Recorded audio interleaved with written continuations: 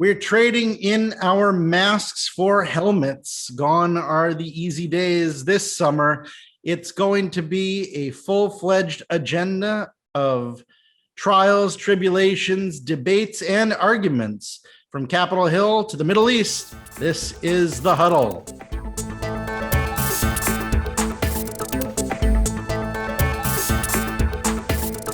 Welcome back. It's episode 19 of The Huddle.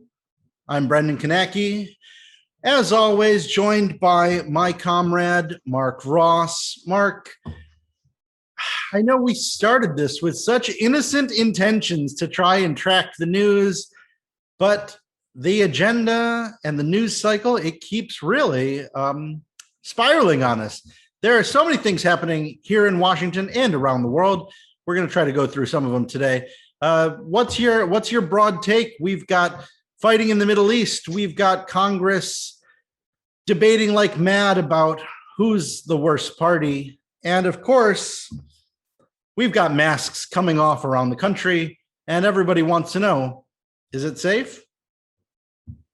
Well, yeah, I mean, it is quite a time. It's interesting. Maybe we're coming up to the heat of summer as we record this. It's close to 90 degrees in the nation's capital, in the swamp. And the humidity is rising. So I don't know, maybe the temperature on Capitol Hill is rising. Tim Ryan giving a passionate speech last night on the House floor, more of a showboating fundraising speech, if you will, but certainly making the case that we are living in a country with one political party operating, I think he said, in the real world, which was pretty interesting. The January 6th commission, you got about 35 Republicans that voted with the Democrats to vote this bill. Mitch McConnell came out and said he doesn't want this investigation to go forward. So I think my prediction, they're going to move it over to the Senate. They'll knock it down, come back to the House. Nancy Pelosi will set up some kind of commission. As you know, the House of Representatives has subpoena power.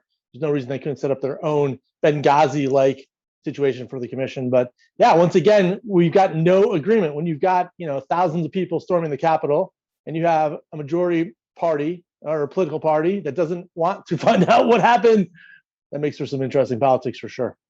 Yeah, more than 400 people have been charged since the assault on the Capitol on January 6th. And so it is interesting to see this resistance to further investigation. I will just say I'm a little bit skeptical. I'm trying to figure out exactly what the end game is. What do they want to find out? Just how coordinated it was, just how organized this mob was. But at the same time, measures are going through to provide further security at the Capitol.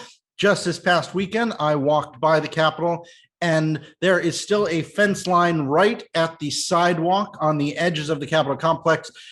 At some point, we're going to have to make a firm decision about the future of public access to America's House. And so it's a big question. If not for a physical barrier, which I know the reports have said is not going to be the final solution, what is all this money for? Maybe they're going to put in mobile alligators to scare away people because there's a big Florida connection. All kidding aside, but what I think this really gets back to, once again, Donald J. Trump, right? I mean, the big question is, what was he exactly doing on January 6th? I'm confident no Republican really wants to find out. As you know, there's subpoena powers. If we go back to this entire Benghazi situation and the amount of time and effort the Republicans then spent tracking down what exactly Hillary Clinton was doing during that unfortunate raid where diplomats were killed, that's the situation. I mean, Trump is now a citizen. He's no longer the president. He no longer has the executive protection. So it's not in the interest of the Republicans to find out exactly what he's doing on January 6th, because this all goes back to Liz Cheney, 2022, fundraising. The idea Kevin McCarthy hopefully becoming speaker in his mind, it's all back to that. It's really, I think we got a situation here where you got one political party thinking long term, the other party's thinking, oh my gosh, we're taking back the House. Let's keep this thing going. Let's talk about cultural issues, keep the train going. We've talked about how former President Trump is basically exiled to Mar-a-Lago. He is not pretty much welcome anywhere else in the world at the moment. He has said he's going to be resuming rallies sometime coming up soon, especially as the COVID pandemic starts to swell down, and with masks coming off, you'd like to believe that possibly that he's going to take advantage of this and he's going to try and gather people across the country in support of his agenda, in support of his popularity, to try and negate some of this election. I think we saw it, as you said, with Liz Cheney and now Elise Stefanik being put in to lead the House Republican caucus. Is this all about 2022? Is this all about elections? They're not even interested in the governing ahead for the rest of the year here? I think it's all about 2022. You know, as we record this, my understanding the House is gavelled out until June 14th. I mean, essentially, what is that, 2-3 weeks of them being on the road? I don't know. Maybe there'll be some pushback when they get back to their congressional districts, hearing from their constituents. But listen, I think it's all about 2022. I mean, I've done some House leadership stuff. When you're that close to taking over the chamber, and you know, the House is all about winner take all. This idea that there's bipartisanship in the House of Representatives is complete garbage. The whole thing is about getting 218 votes. You know, you run the place, you've got total control. And, you know, there's 5-6 seats that could go. All the momentum, trends, history, usually the party that's not in power outside the White House does really well in the midterm election. So, yeah, it's short term. And, you know, Trump, as you said, going back on the campaign trail, the idea he might do 2 rallies starting on July 4th. He's still the big kahuna. I mean, yesterday in the New York Times, they were like, this guy's not even in power. Nobody's even seen him. And there were 5 stories about Trump in some capacity in the New York Times. I mean, it's like completely madness. Some of it, of course, was about the district attorney there in New York, but whatever. I mean, the guy is like everywhere. He's like this ghost over me. I mean, this should be Donald J. Trump just floating above Capitol Hill. Where's Nancy Pelosi? I'm going to take over. So that's what that would be my counsel. Donald Trump may in fact be the specter over everything to come for many years to come. And again, maybe it's specter like in James Bond that the Pelosi folks are after when it comes to the January 6th commission. I mean, a lot of times people are fighting the last war, right? So as the gamesmanship, I don't think Kevin McCarthy, from what I've heard, he doesn't appear to be like the most strategic, you know, Machiavellian prince-like person. You know, I think the big danger are the Republicans fighting the last election. That is the last primary election for president. The country's moved on, as you say. You know, are we fighting the last war? I don't know. It'd be kind of interesting. It's all about power. It's all about power in the big sense, even though we do see a lot of distraction of, you know, winning the battle and losing the war sometimes. But speaking of power, this past week, we saw President Biden touring a Ford plant in Michigan, seeing the new future of electric vehicles. He's zooming down a runway at the test plant in an electric pickup truck, aviators on. I mean, this was the Biden of a lot of people's fantasies, you know, muscle car, and here he is. And he says that these electric vehicles might be the future for our competitiveness against China. It's all about the globalism. It's all about that seat of power when it comes to everybody else. As we've now still got some trade talks and different things being canceled, talk to me about this appearance.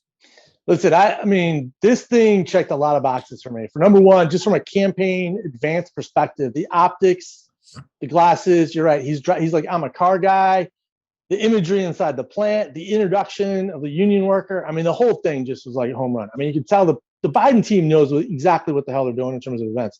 And then they put him in a car and he jets down, which is unbelievable. Like supposedly it was unplanned. He's talking about going, you know, 4.4 seconds to get to 60 miles an hour. And then Michigan, you know, both of us are from Michigan. I've had family members that have worked in the River Rouge plant. I mean, I'm a classic Ford family guy. The fact is, like, Ford sees this truck as the Model T for the next generation. They're going to try to get that price point below $40,000. And listen, why not get an electric car? If you can do a hybrid situation, people love trucks. That's a huge moneymaker for Ford. It's the most popular car in America. I mean, home run across the board, great event. It's interesting, though, the China thing, you know, I have no idea, you know, maybe I'm too close to U.S.-China relations, but, you know, I'm sure that plays well in the Midwest. But that was a great campaign stop. We'll see where we can go and keep the momentum going. Huge earned media win for Ford. Great, great, great. I'm sure there was a lot of celebrations in the Glass House in Dearborn. What were your thoughts? I tend to agree with you that this was a lot of things packed into one. There was a lot of subtext going on, like you mentioned, union workers, manufacturing, automotive, Midwest, that, we forget sometimes in the big cities that it's not all Mercedes and small luxury cars throughout the rest of the country. In the middle of the 48, we got a lot of trucks, and that's what people drive. That's the working man's car. So this idea that there's going to be an electric option could be a big thing. But it also plays into a lot of the other talking points of what's been going on lately. We, of course, had this pipeline that was being held hostage. So there's energy implications. We had, all these different things. We've got Mayor Pete, of course, on this trip with the president was Cedric Richmond, the head of the Office of Public Engagement. You had a lot of people who were looking to this to be a big public stepping out point as we're heading into the summer months. This was also now the president being unmasked. He's out there. He's talking about safety for people to get back to their workplaces. So there were a lot of pieces, and the China piece. While we're in this debate and it's not quite the Cold War, there is, this posturing. Meanwhile, in a different part of the globe, we do have an actual war brewing. There are bombs in the air in the Gaza Strip. Do you think that this is going to be one of the first big foreign policy tests? People were waiting for several days for the White House to take a definitive stance on trying to get a ceasefire. Where does this actually come when we look at now the real brewing conflicts that could upset the president's agenda just when it comes to foreign policy? Yeah, I think as we record this, there could be a ceasefire in a few hours. Breaking news coming through, if that's to be believed. But listen, I don't think the Biden team handled this all that well. I mean, listen, it's a very complex issue. Israel is one of our most important allies, the United States. The Gaza Strip, the West Bank, very complicated. There's a lot of Palestinians, frankly, in America. Getting back to Detroit, there are a few 100,000, I don't know if that's the right number. There were, protesters that greeted Biden in Detroit. As you know, there's a huge Middle Eastern population in that part of the world. They didn't handle that deftly. The bombing of the AP, let's say the office tower, whether or not there was Hamas in there, the Israeli says there were. You had international journalists, their office essentially was bombed. You have the AP coming out saying this is completely outrageous. Secretary of State Blinken sided with the AP saying, he didn't see any evidence, which seemed kind of ham-hocked. And then you had Biden saying, I want a truce. I want a ceasefire. Then he pulled it back, and it didn't seem that deft. It didn't seem that well handled. I'm not even sure they even sent anybody there. Wasn't one of the brighter moments in terms of diplomacy. But, this is the part of the world we got to pay attention to. As much as we want to come home to Fortress America, America is a part of the world, and we got to be more, be more focused on it. So it'll be interesting to see what kind of blowback there is in the international community. What do you think the way it was handled? I think that I was expecting more of a firm hand, one way or the other, that this was something that somebody would have been assigned on day one to start generating talking points for one of the most fragile pieces of the world that, quite frankly, it's surprising that for the last many years, we've had a more peaceful environment. If you remember back to the Clinton years in the 1990s, was fighting galore.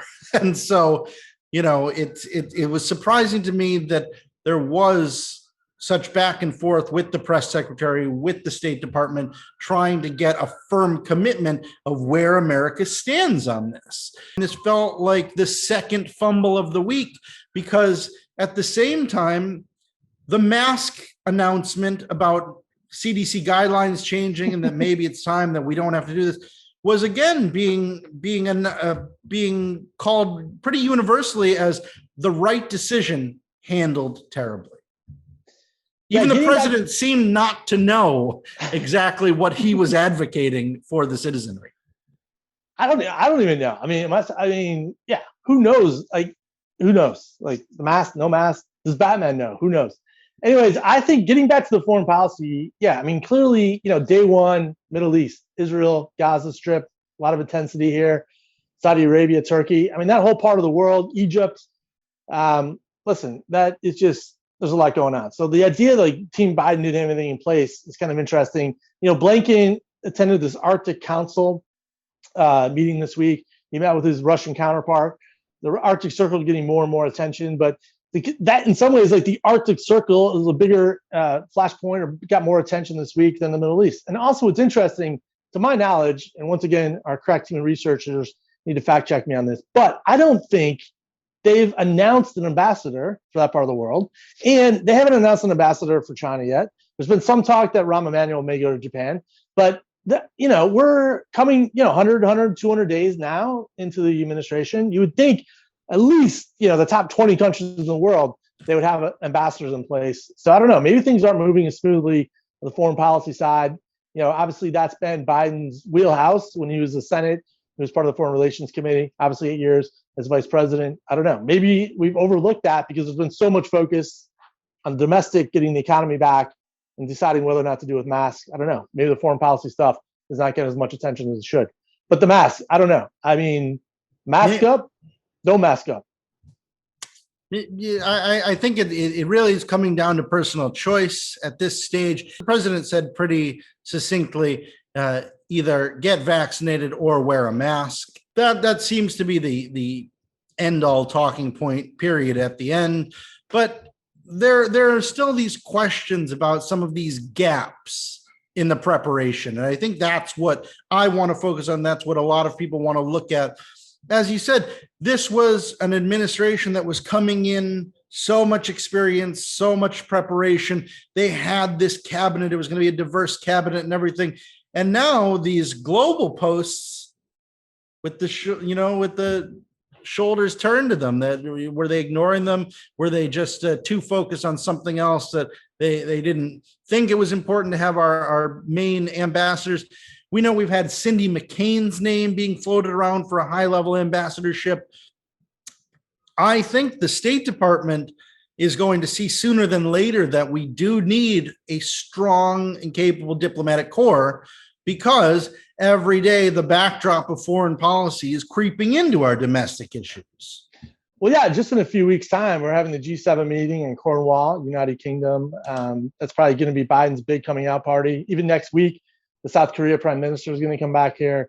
I don't know. I think, in reflection, Team Biden probably needs to spend more time on foreign policy. But I don't know, thinking through, maybe they were focused on domestic. Now they're going to pivot. But as you know, Brendan, the world does not wait. I mean, the world keeps going. They don't operate on the schedule that the president wants. In less than 100 days, we've got those Olympic Games we've been tracking. There is still so much controversy over whether or not this is a smart, effective, useful choice to continue holding these games, because there have been surges in infections across Japan.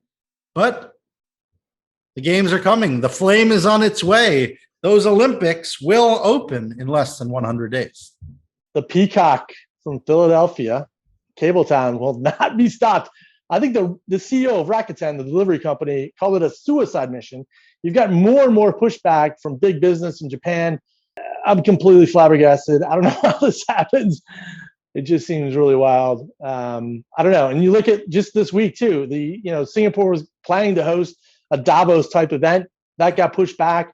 They closed down schools. Taiwan, who hasn't had any cases in 400 plus days, is shut down. And Australia is basically said, listen, we're shutting ourselves down until at least 2022. Nobody's allowed in. I don't know. It's not looking positive. But the Olympics, I don't know. It's a bright spot. Maybe it'll bring people together.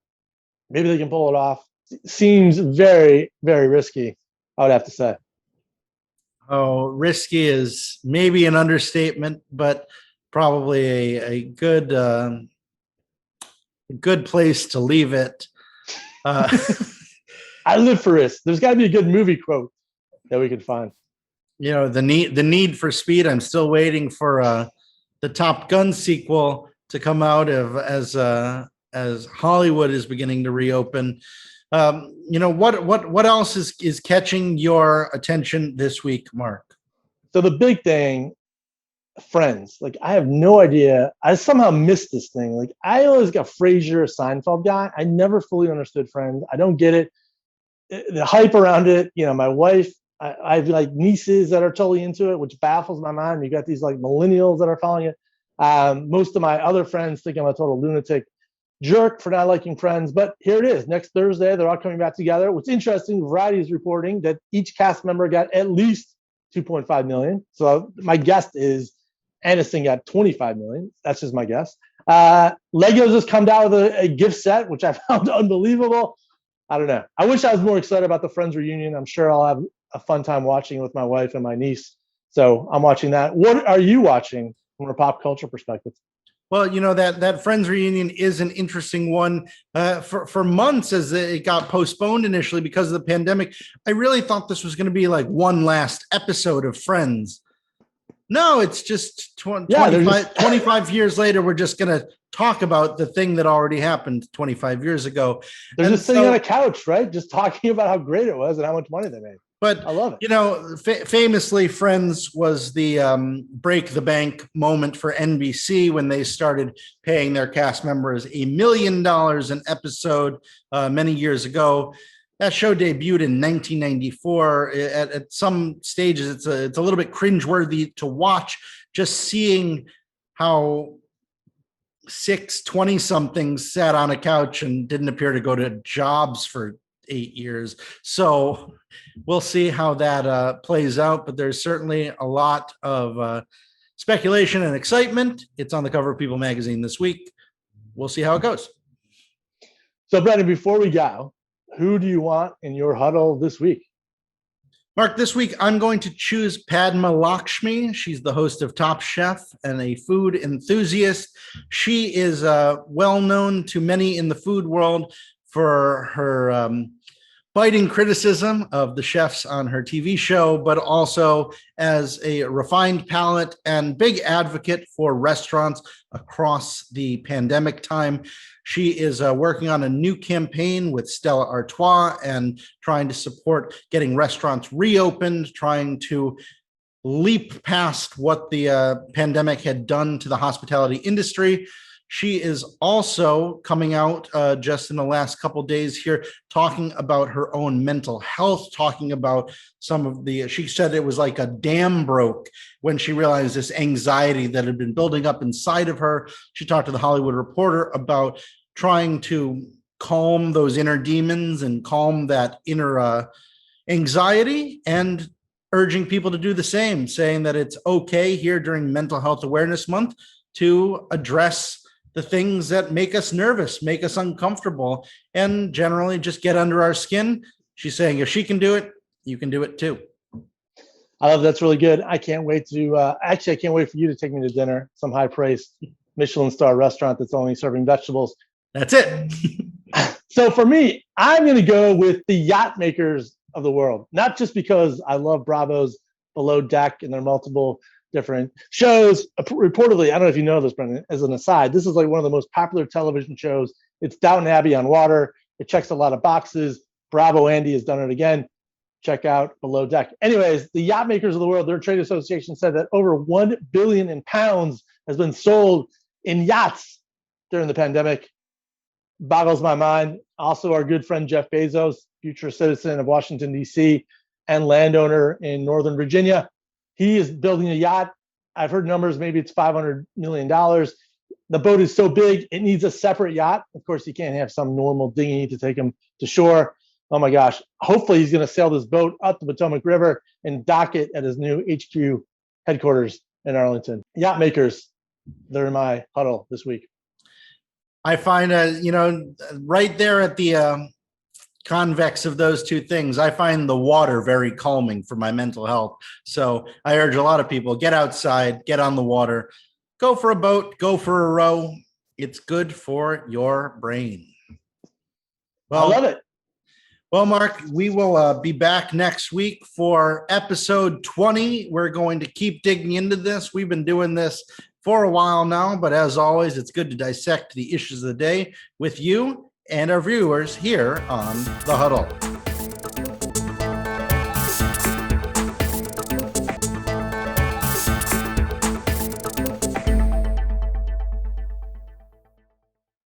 Hey, Brendan, obviously Discovery, Warner Media coming together. I think it's our chance. Do you think we're gonna get a show?